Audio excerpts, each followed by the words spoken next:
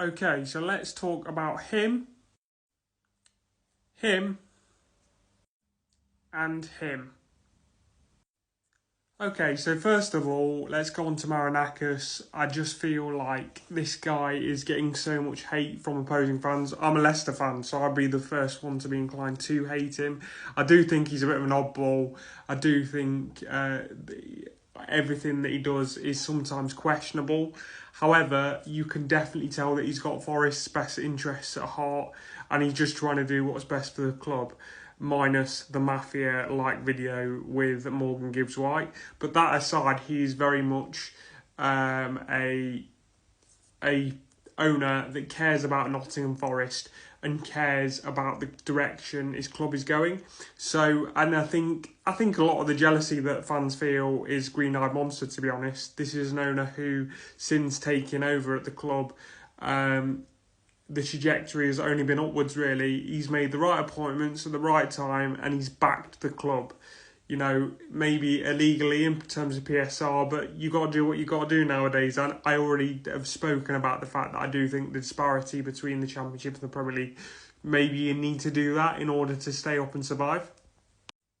Right, now how does this all link to Tottenham and how does this all link to Marinakis? It's just, I've seen a lot of Spurs fans come out and say the whole, the reason that Eze's now gone to Arsenal is because of Marinakis and the way that he's behaved in regards to the Europa League and the Conference League. It's all a bit read between the lines kind of stuff. However, give your head a wobble, Spurs fans. You guys are nutters. You guys are nutters. You've won one trophy in God knows how long. You won one Europa League and that all of a sudden gives you a God-given right. But this is the thing, before that happened, Spurs fans, and I'm directly talking to you, you literally thought you were God's gift.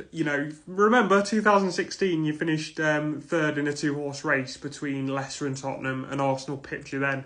And it looks like they're going to pip you now. So have that up you, because this man looks like he's going to Arsenal.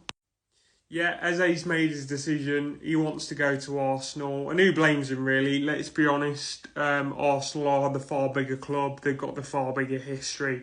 And this isn't me trying to be rage baity. I try not to do that on this channel. But I do think there are some Tottenham fans that are a bit deluded in regards to how big they are. They win one Europa League. And like I say, the fact that they've been put in the big six, is purely down to money.